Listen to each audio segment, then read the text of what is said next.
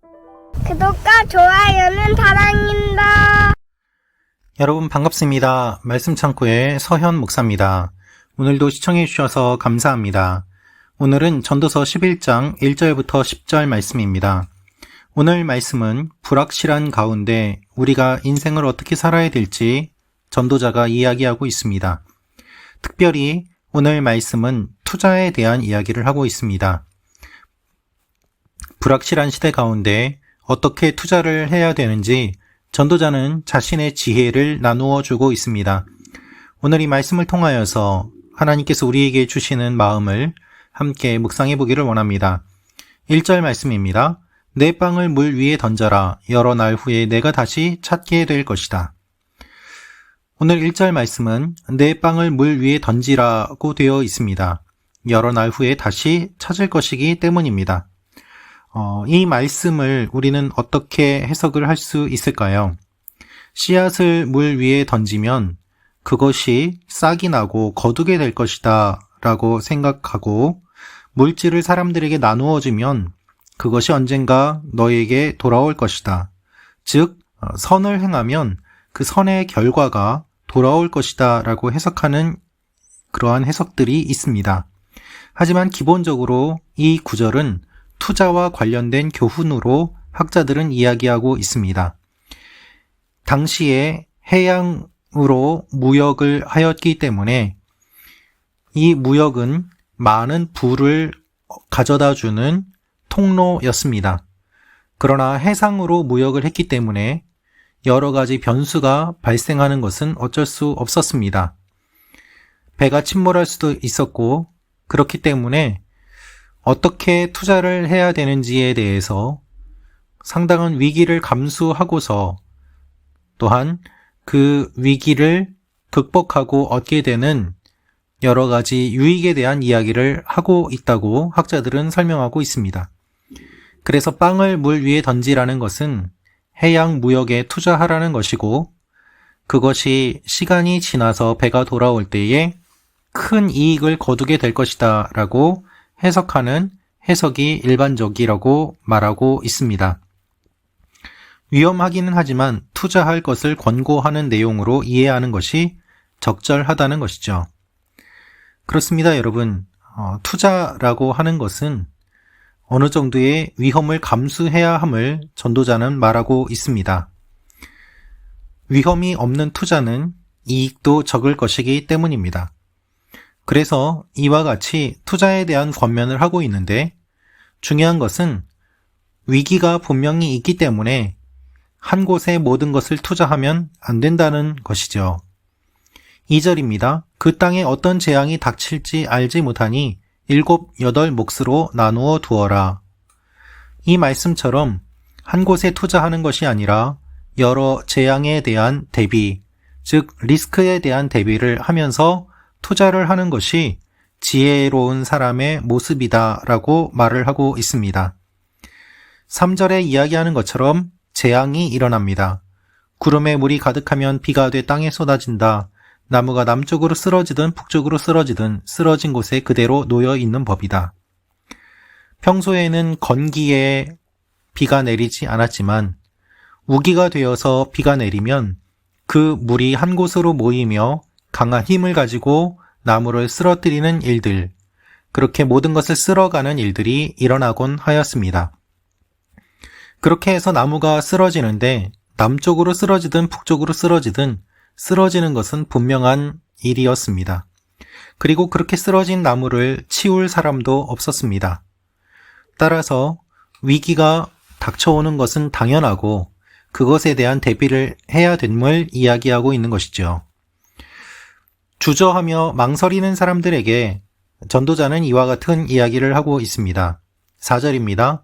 바람이 어디로 불지 살피다가는 심지 못할 것이요 구름만 쳐다보다가는 거두지 못할 것이다. 때와 시기를 분별하기 위해서는 바람과 구름을 보는 것이 필요합니다. 그러나 계속 그것만 살피다가는 아무것도 하지 못하고 기회를 놓치고 때를 놓치게 될 것임을 전도자는 또한 이야기하고 있습니다. 왜 그렇습니까? 관찰은 필요하지만 아무리 관찰해도 모르는 부분이 분명히 있기 때문입니다. 5절입니다. 내가 바람이 어디서 오는지 알지 못하고 임신한 여인의 배 속에서 태아의 뼈들이 어떻게 자라는지 알지 못하는 것처럼 모든 것을 지으신 하나님의 일도 알지 못한다.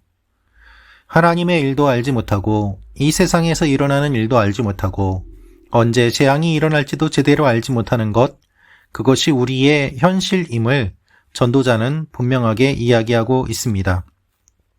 그렇다면 우리는 어떻게 살아야 될까요? 전도자는 작은 것에 집중하며 하나님께서 이루시는 일들에 주목하라고 이야기하고 있습니다. 그리고 성실하게 살 것을 이야기합니다. 6절입니다. 아침에 씨를 뿌리고 저녁에 내 손을 거두지 마라. 이는 이것이 싹 틀지 저것이 싹 틀지 아니면 둘 다 잘 자랄지 모르기 때문이다. 여러분, 둘 다 잘 못 자랄 수도 있습니다. 그렇게 되면 완전히 농사를 망치게 되는 것이죠. 그러나 그렇다고 하더라도 씨를 뿌리지 않으면 아예 거두지를 못하지만 씨를 뿌리면 하나라도 거둘 수 있음을 이야기하면서 최선을 다해 부지런히 성실하게 살아야 될 것을 말하고 있습니다. 우리가 살아가면서 겪게 되는 여러 가지 변수들, 재앙들, 그리고 환경들이 있지만 그것을 우리가 다 통제하지 못하기 때문에 최선을 다해서 살아가지만 그 최선 가운데 성실하게 우리가 해야 될 것들을 감당하며 나아가야 됨을 전도자는 이야기하고 있습니다.